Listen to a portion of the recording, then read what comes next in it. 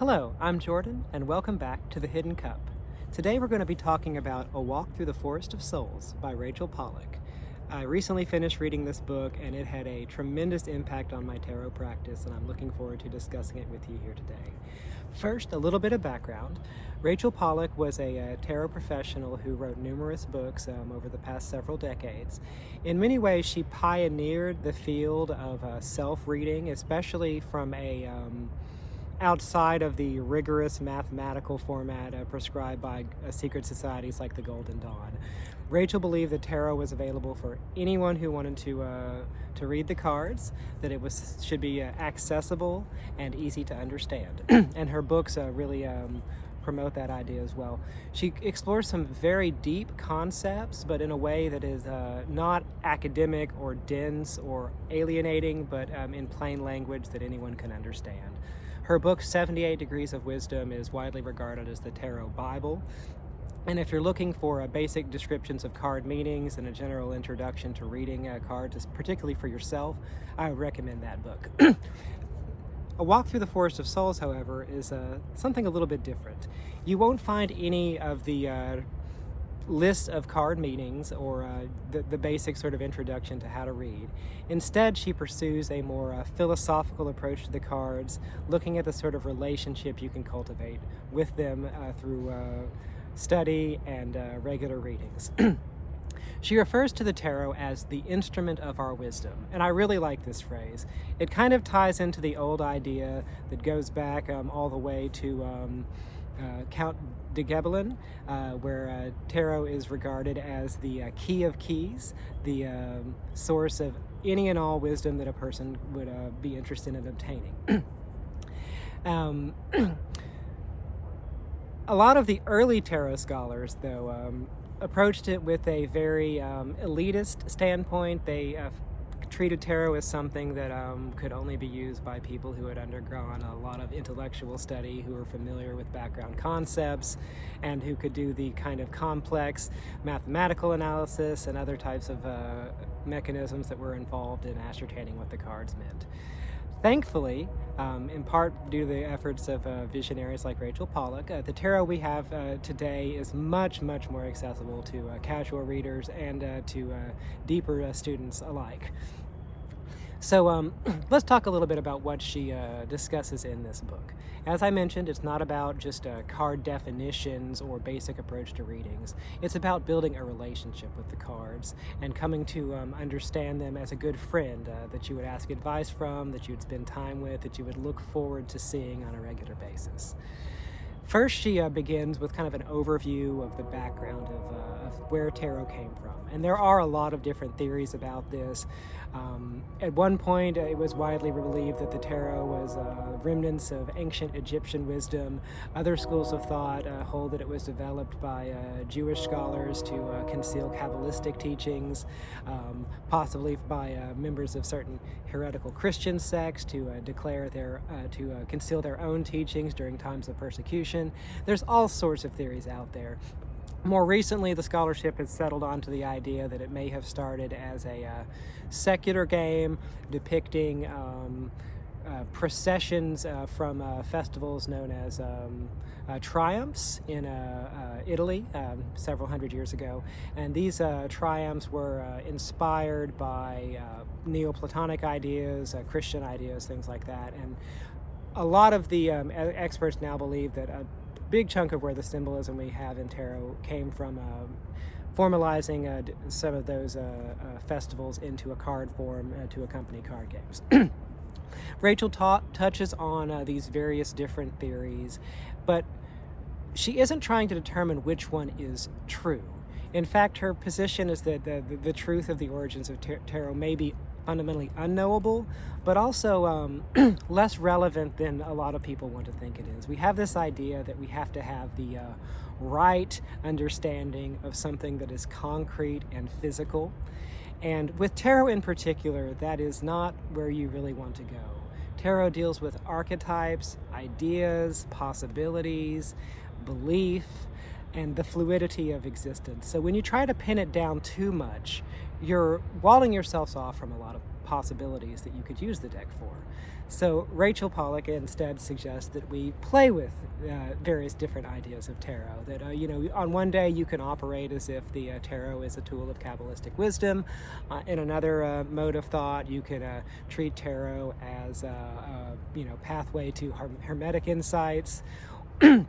Or even if you want to just regard it as a system that has developed over time based on archetypical symbols that are universal and meaningful, and that has accumulated power over the years by virtue of people using it.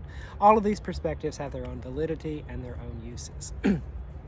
But even more so, Rachel Pollack raises the idea that according to quantum mechanics, the world itself is not solid.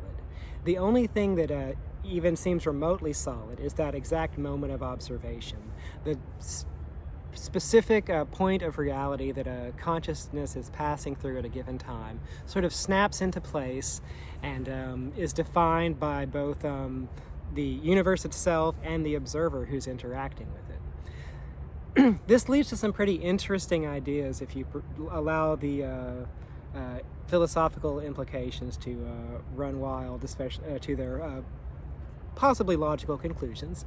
You get the sense that not only is the future not fixed, but that the past isn't either.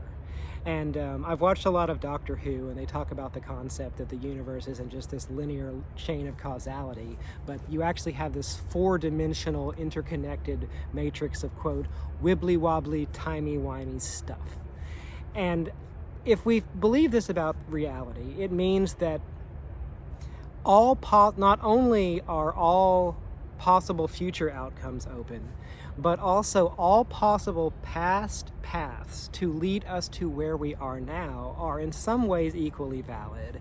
And, we have a lot of data that we can use that informs the levels of validity and how open we are to certain possibilities, what we have to hedge against, etc., as we contemplate the past.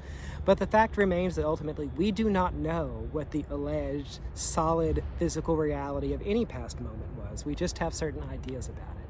And according to quantum mechanics, then, that actually the past exists in a state of indefined flux. So Rachel takes this in two different directions.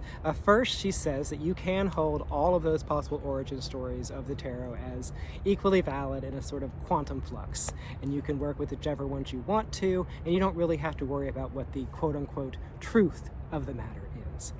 The other possibility, which I thought was really cool, was she raised the idea that we could think of what tarot is right now as the fundamental thing. Tarot is this rich divination system with all of these meaningful concepts and archetypes with threads to all of these different religious traditions. And she says that we can think of this as current practitioners calling the tarot into existence, and that whatever path the tarot took through the past to get to what it is right now was necessitated by what the tarot is today. That in order to become the system that we have in front of us, all of the contributions of the Golden Dawn, of Count de Gibelin, of Atelier, and the other early visionaries, whoever designed the original cards, this was sort of done retroactively required by the future. And don't think about it too much if these concepts don't make sense intuitively to you. I think unless you've spent a lot of time studying theoretical physics and quantum mechanics, at least on a casual basis, some of this is just going to go completely over your head. But Rachel Pollack does a better job of explaining it than I do, and if you're interested and intrigued by these possibilities, I would encourage you to check out her book. Another part of the book, which to me was the heart of the text, is what she describes as tarot wisdom readings. And this is, instead of asking the types of questions that you typically associate with tarot as the more cliche, what's going on with what should I take this job? Does this guy like me back? Am I going to get married soon? What sort of problems are going to come up that I need to anticipate? Rachel says that you can also talk to the tarot the way you would a friend or a philosophical partner. Ask it any sort of question that you would want to know, because the tarot, if what we believe about it is true, can give us those answers as well. So she talks about what she calls wisdom readings, which are asking the tarot questions like, what is the soul? And what is God? And where did the universe come from? And she includes some readings that she did herself, pursuing these lines of thought with the tarot, and has some pretty fascinating answers from the tarot there. So another thing I think you might enjoy reading about this book. So he also touches on connections between the tarot and Kabbalah, the tarot and the Torah. And one of the things about that I thought was interesting is there is an idea in Jewish mysticism, and possibly in mainstream Judaism, that God created the tarot before he created the physical universe, and then created the Torah before he created the physical universe, and then consulted the Torah to define the parameters of the reality he was building. And furthermore, God allowed God's self to be bound by the Torah, and thus subjected to certain rules for consistency.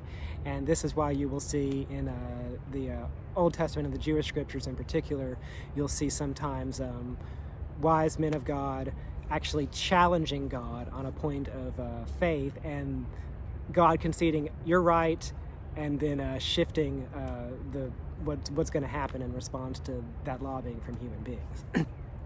And Rachel says that you can sort of take this idea and apply it to the tarot as well, especially when we have all of the connections between Kabbalah and the tarot that have developed over the years.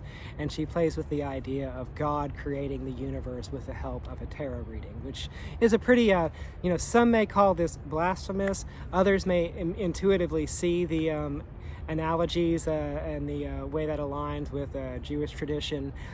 For me, as someone who was raised in the Christian tradition, it resonates with the idea of a co-eternal Word of God that is an active participant in the active creation as well. And you could view the archetypical tarot on which the cards are based as that sort of universal framework of laws and principles that bind and define reality. It's an interesting idea that is kind of fun to play with. Another thing that came to me while I was reading that book that was also sort of influenced by a conversation I was having with a friend about the I Ching is about the nature of the tarot itself. My friend mentioned that he felt like the I Ching was alive. And I told him that, oh, no, I immediately feel the same way about the tarot, and I hadn't even really paused to think about it. So after having that conversation, and inspired in part by Rachel Pollack's A Walk Through the Forest of Souls and her introduction of the idea of wisdom readings, I decided, why don't I ask the tarot itself that question? Is the tarot alive? And that's what tomorrow's video is going to be about. I'm going to discuss what I asked, what the tarot said, and some of the philosophical ideas that underpin that question of whether or not the tarot could actually be alive. So we'll get into that in more detail tomorrow, assuming I post the video as planned. But for now, that's it for this video. I do hope you enjoyed this very brief overview. I don't think I did it justice. Rachel Pollack is just such a brilliant writer. Her work is, I assume, more accessible than anything I'm saying right now. But if this video kind of piqued your interest, if you're intrigued about looking at tarot on a deeper level than simply just the basic divination that we use it for, and are instead interested in cultivating a genuine relationship with the cards and perhaps even a friendship, I would encourage you to pick up A Walk Through the Forest of Souls. It is a transformative book that I think you'll get a lot out of. Thank you for watching, and we'll post more soon.